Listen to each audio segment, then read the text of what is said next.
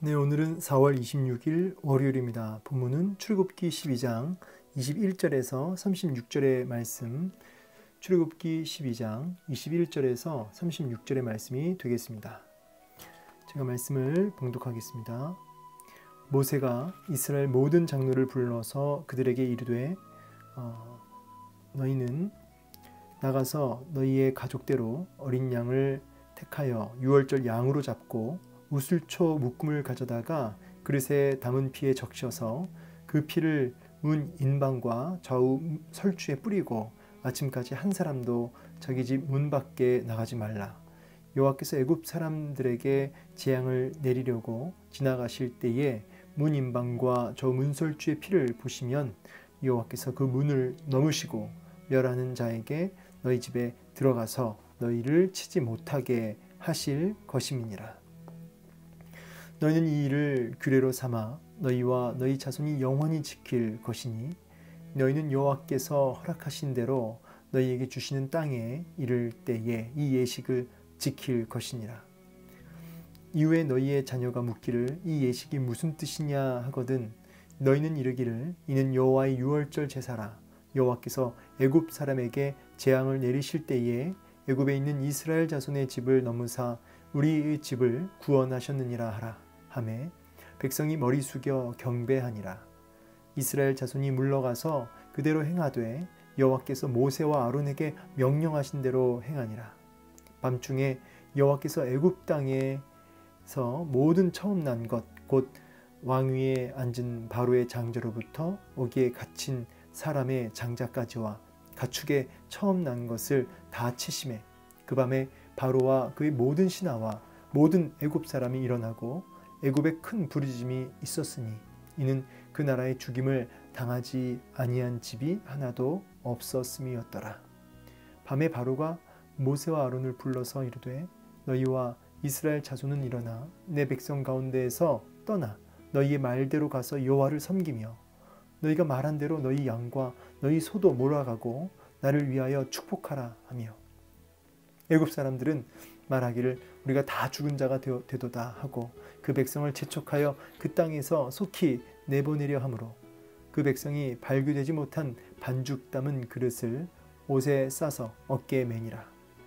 이스라엘 자손이 모세의 말대로 하여 애굽 사람에게 은금 패물과 의복을 구하매 여호와께서 애굽 사람들에게 이스라엘 백성에게 은혜를 입히게 하사 그들이 구하는 대로 주게 하심으로 그들이 애굽 사람의 물품을 취하였더라.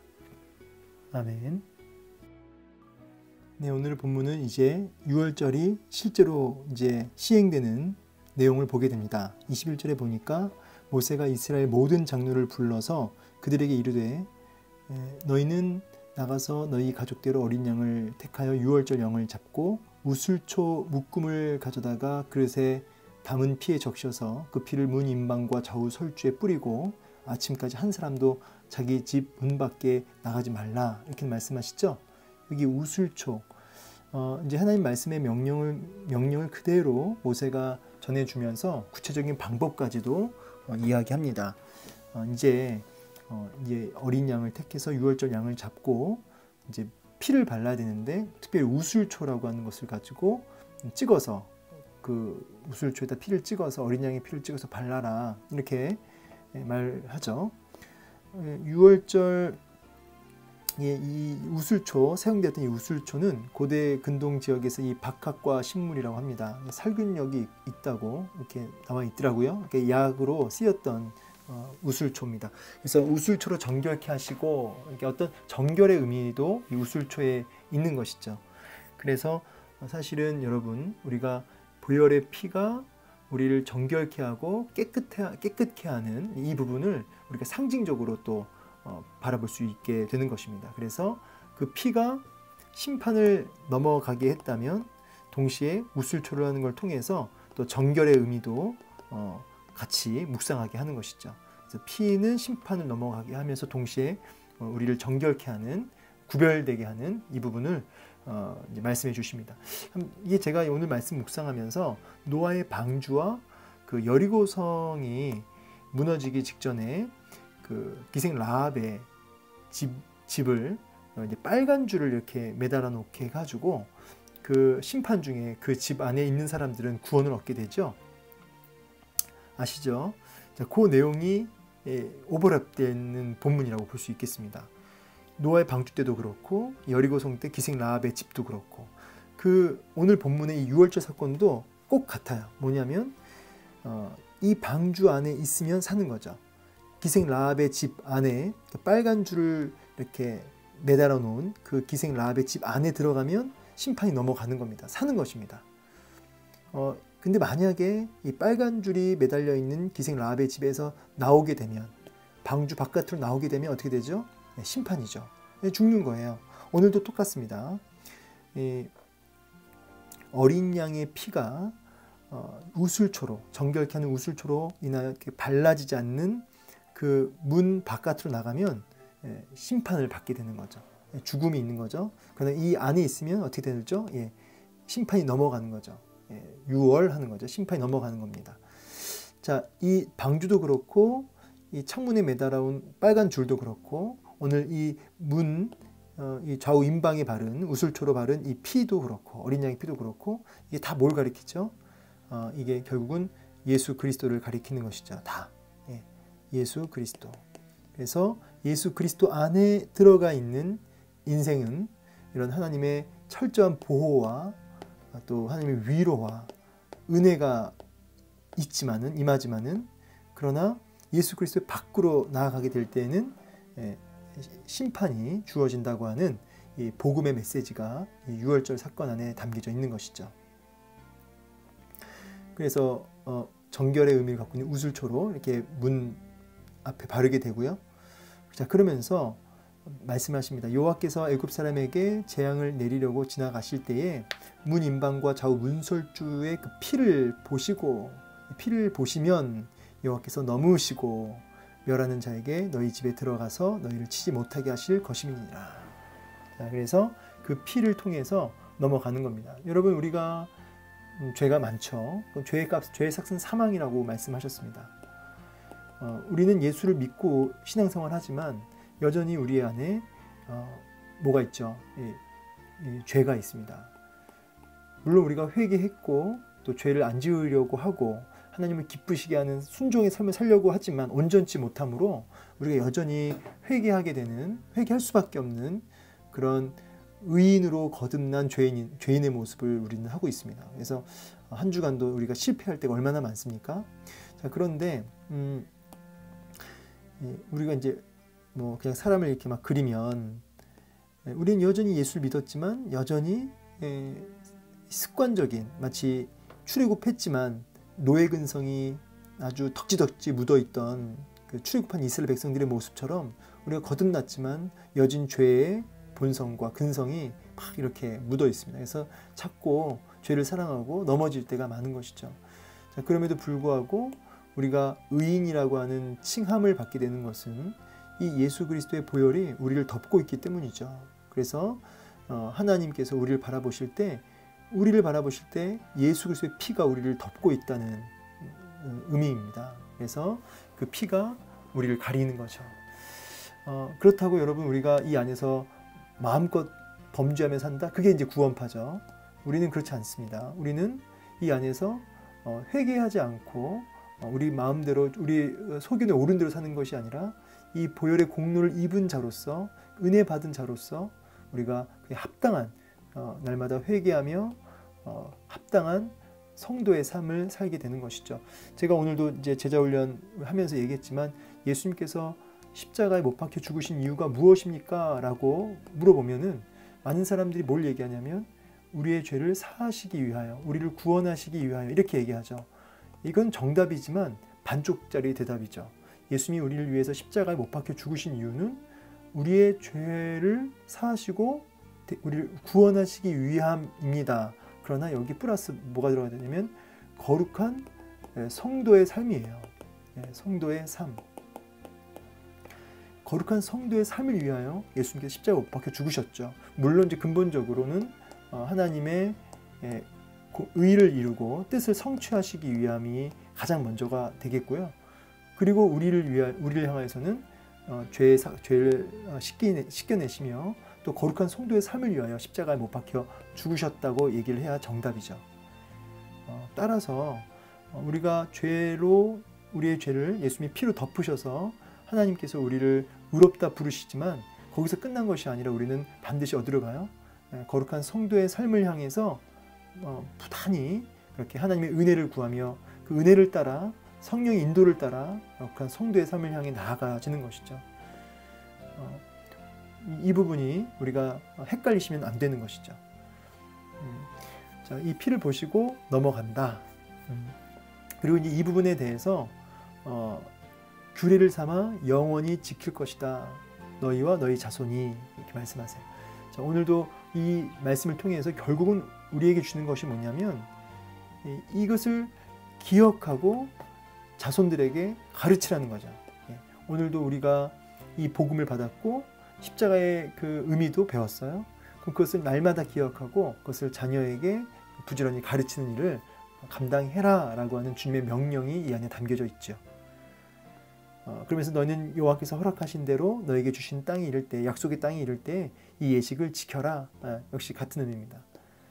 이 예식을 지키라 할 때, 이 예식을 지키라 할 때 이 의미는 노동이나 어떤 섬김의 의미가 있고 궁극적으로는 예배의 의미가 있습니다. 그래서 약속의 땅에 도착하면 끝난 게 아니라 날마다 이 유월절의 의미, 이 복음을 날마다 기억하며 예배하라 라고 말씀하고 계시죠. 그리고 이 예배 안에는 이제 그것을 자녀들에게 예배자로 자녀들을 세우라고 하시는 말씀이 들어가는 것이죠. 그래서 우리 자녀들을 예배자로 유월절 복음에 붙들린 예배자로 세우는 일을 가장 중요한 사명으로 주님은 명령하십니다. 당신의 백성들에게. 자, 그래서 이후에 너희 자녀가 묻거든 이게 이 예식, 이 예배를 우리가 왜 드리죠? 라고 물어보면은 이 복음을 이야기하라는 것이죠. 하나님이 우리를 구원하셨다. 이 구원의 복음을 얘기하라는 것입니다. 백성들이 그 복음 앞에 경배합니다. 머리 숙여, 이 말의 의미는 이제 무릎 꿇고 온전히 경배하는 모습을 보게 됩니다. 네, 이런 복음에 대한 하나는 어떤 사명의 의미, 그래서 자녀들에게 예배자로 살아야 된다고 하는 어떤 사명으로 우리가 여겨야 되고, 또 하나는 이런 경배에 대한 이 복음 앞에 경배하는 감격과 경배의 어떤 모습이 우리 안에 있어야 된다는 거죠. 우리가 이 복음 앞에 이런 반응이, 긍정적 반응이 있으셔야 돼요. 여러분 어떠세요? 여러분은 복음 앞에 정말 그 복음 안에서, 복음에 의해서 예배자로 해서 사명을 감당하시며 또 자녀들에게 예배자로, 이 복음 안에 예배자로 자녀들을 세우고 계십니까? 또 이 복음의 감격 속에 경배하는 삶을 살고 계십니까? 이 부분을 복음에 대한 마땅한 반응으로 주님은 우리에게 요구하고 계시죠. 자, 이스라엘 백성들이 이제 그 명령대로 순종합니다. 모세와 아론이 그대로 순종하는데요. 자, 이제 그 내용을 보겠습니다. 밤중에 여호와께서 애굽 땅에서 처음 난 모든 것, 왕 위에 앉은 바로의 장자로부터 옥에 갇힌 사람의 장자까지 처음 난 것을 다 이제 치시는 심판의 역사가 일어나고 있습니다. 밤에 잠을 자고 있는데 그냥 막 죽어 나가는 것이죠. 모든 애굽 사람이 이제 막 일어납니다. 그래서 막 통곡과 부르짖음이 막 있습니다. 죽임을 당하지 아니한 집이 하나도 없는데 당연히 바로 왕도 그렇죠. 밤에 바로가 모세와 아론을 급히 부릅니다. 그리고 떠나라. 너희 말대로 가서 여호와를 섬겨라. 막 사정을 합니다. 너희가 말한 대로 너희 소도 짐승까지도 다 데리고 가라. 그리고 나를 위해서 축복해라. 이제 우리 심판 때마다 모세가 이렇게 이 심판을 거두어 가달라고 하면서 기도해 달라고 하죠. 근데 이번에는 응하지 않아요. 거기에 대해서 뭐 그렇게 기도하겠다 이렇게 모세가 응하지 않습니다. 왜냐하면 이 심판은 다시 거두어지고 그런 심판이 아니에요. 그래서 이 마지막 장자 죽음은 온전한 심판으로, 이거는 물을 수가 없는 심판입니다. 애굽 사람들은 말하기를 우리가 다 죽은 자가 되었도다 하고, 그렇죠. 장자는 대표성의 의미가 있다고 말씀드렸죠. 애굽의 멸망을 뜻해요. 백성을 재촉하여 그 땅에 속히 내보내려 함으로 무교병을 들고, 발교되지 않은 무교병을 담고 급하게 나아가는 이스라엘 백성들의 모습을 보게 됩니다. 근데 그냥 나가지 않고 은금 패물, 의복까지 이제 구하고 모세의 명령대로 또 애굽 사람들은 그것을 다 내어주죠. 밀린 품삯을 하나님이 다 일시불로 갚아주시는 장면으로 우리가 이해할 수 있습니다. 자, 오늘 말씀을 이렇게 한 절 한 절 보았는데 여러분 정말 목숨처럼 여기는 장자가 다 죽어나가는 이 심판을 보면서 너무 잔인하다 뭐 이렇게 생각하실 수도 있어요. 또 이제 사실 구약을 보면은 그런 어떤 하나님의 심판의 모습이 너무 두려울 정도로 어떤 사람은 너무 잔인하다고 이렇게 말할 정도로 아주 심판에 아주 철저함, 아주 잔혹함이 있습니다. 사실 하나님의 그 심판이 진짜 무섭습니다. 그래서 하나님의 진노, 하나님의 심판이 참 두렵다는 생각을 하게 돼요. 묵상을 하게 되면. 근데 바로도 그렇고 애굽 사람들도 그렇고 하나님의 심판과 진노를 너무 비웃었죠. 끝까지 비웃었죠. 고집 부리며 비웃었죠. 오늘날 세상도 그렇고 어쩌면 교회 안에 있는 성도들도 하나님의 심판과 하나님의 진노를 너무 쉽게 생각하는 부분이 있다는 것이죠. 그래서 하나님을 경외하지 못함으로 이렇게 하나님의 심판과 하나님의 진노를 우리가 너무나 가볍게 여기는 것이죠. 하나님을 우리가 사랑하고 마음을 다하고 뜻을 다하고 힘을 다해 사랑하되 동시에 그 하나님을 경외하는 마음이 우리 안에 있으셔야 됩니다. 그 가운데 우리가 해야 할 마땅한 일들, 그죠? 우리가 예배하는 것, 특별히 복음을 자녀들에 가르치고 그것을 기억하며 예배하는 이 일에 우리가 힘을 다해야 되는 줄로 믿습니다. 이 예식을 지킬 것이니라. 오늘도 하나님을 경외함으로 우리에게 주신 이 복음을 기억하며 예배자로 우리의 자녀를 세우고 나도 예배자로 온전히 세워지는 은혜가 있기를 축복합니다. 그리고 여러분 시간 되실 때 히브리서 11장 28절 말씀 정확히 한 24절부터 한번 읽어보시면 좋을 것 같아요. 말씀을 이렇게 정리해주는 말씀이 되겠습니다. 히브리서 말씀을 꼭 한번 읽어보시면 좋겠고요. 오늘도 이 말씀 기억하며 예배하는 하나님을 경외하는 한 날 되시기를 축복합니다. 감사합니다.